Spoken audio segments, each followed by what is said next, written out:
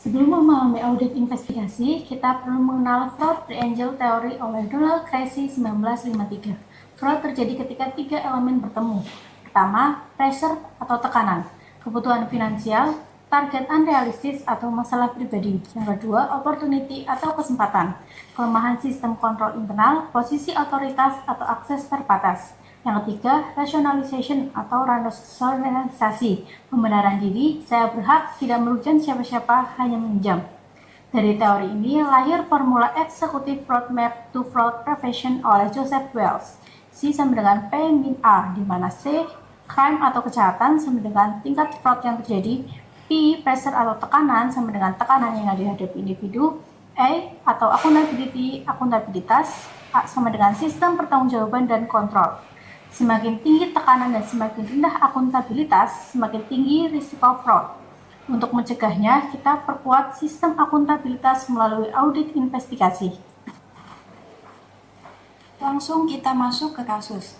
Audit investigatif, dugaan korupsi pengadaan pembangunan gedung Putri Diklat.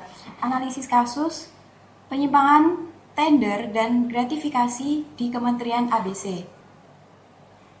Kementerian ABC telah menyelesaikan pembangunan gedung pusat pendidikan dan pelatihan dengan nilai investasi sebesar 50 miliar. Namun, proyek tersebut diselimuti dugaan penyimpangan serius.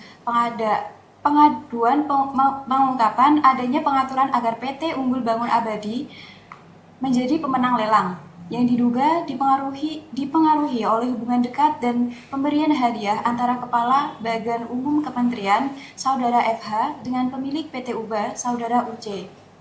Temuan tim Inspektoral Jenderal semakin menguatkan kecurigaan korupsi, termasuk bukti pertemuan dan diduga penyerahan uang antara kedua pihak, yang memicu pertanyaan serius tentang integritas dan transparansi proses pengadaan proyek tersebut. Berdasarkan analisis awal, teridentifikasi 3 bentuk penyimpangan. Yang pertama, intervensi proses tender. Bukti tangkapan layar percakapan WhatsApp tanggal 22 Desember 2022 menunjukkan bahwa Saudara FH memberi instruksi kepada bawahannya untuk membereskan supaya PT UBA memenangkan lelang. Instruksi FH menguatkan prinsip transparansi dan keadaan sebagaimana dalam Perpres nomor 12 tahun 2021.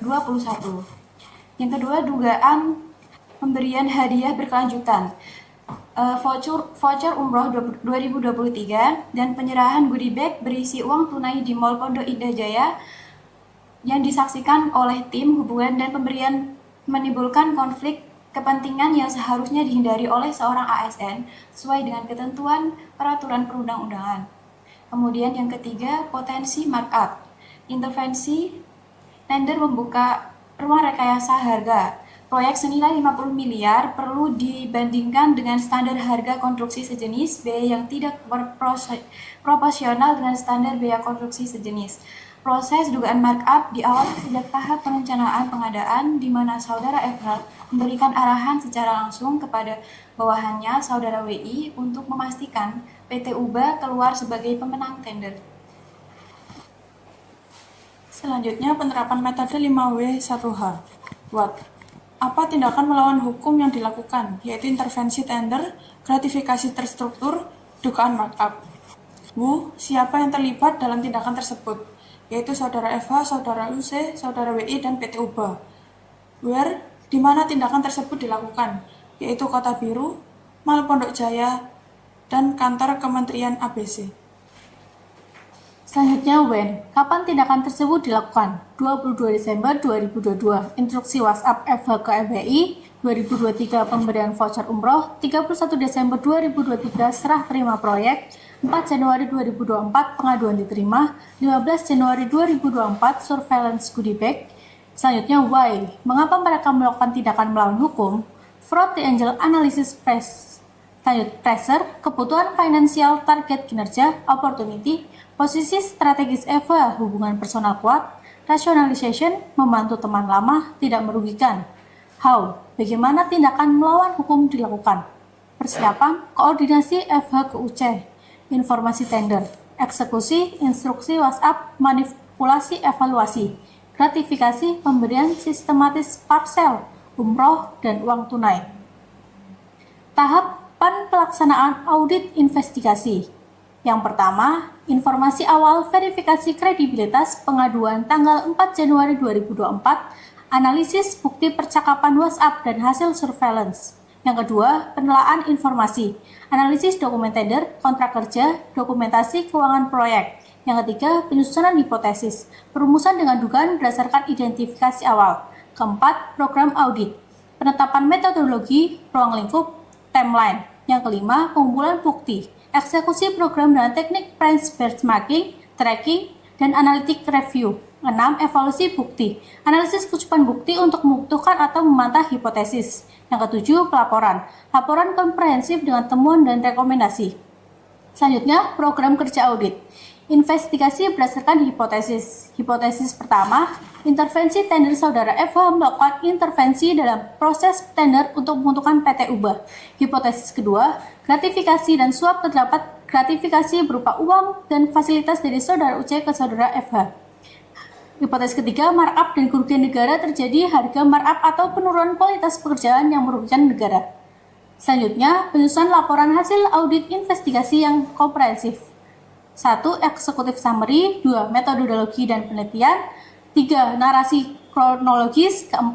Analisis bukti dan kerugian negara. 5. Validasi melalui triangulasi bukti. Rekomendasi tindakan dalam penyelesaian masalah.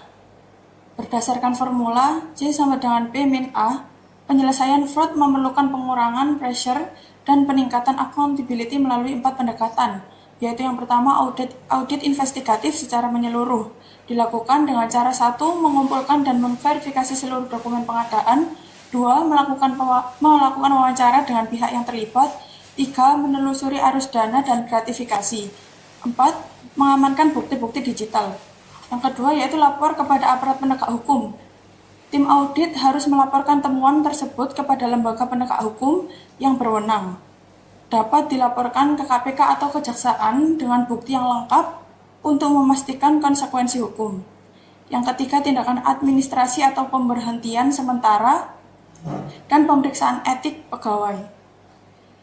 Dalam menjaga integritas proses investigasi serta menghindari adanya campur tangan atau konflik kepentingan, maka diperlukan pengambilan langkah yang tegas terhadap pegawai yang terlibat, dengan tujuan untuk memastikan proses penyelidikan dapat berjalan secara mandiri dan adil, tanpa adanya tekanan dari pihak-pihak yang memiliki kepentingan. Kemudian yang terakhir yaitu melakukan perbaikan sistem pengadaan dan pencegahan korupsi, yaitu 1. Melakukan audit sistem pengadaan internal dan evaluasi vendor, 2. Memasang sistem e-procurement yang lebih transparan untuk mengurangi pressure kompetitif tidak sehat, 3. Menguatkan whistleblowing sistem untuk meningkatkan accountability dan transparansi publik untuk mencegah rasionalisasi. Fraud Triangle dan formula C sama dengan P min A mengajarkan bahwa pencegahan fraud lebih efektif daripada deteksi. Audit investigatif yang efektif bukan hanya mengungkap fraud, tetapi membangun sistem yang mengurangi pressure dan meningkatkan accountability untuk mencegah fraud di masa depan.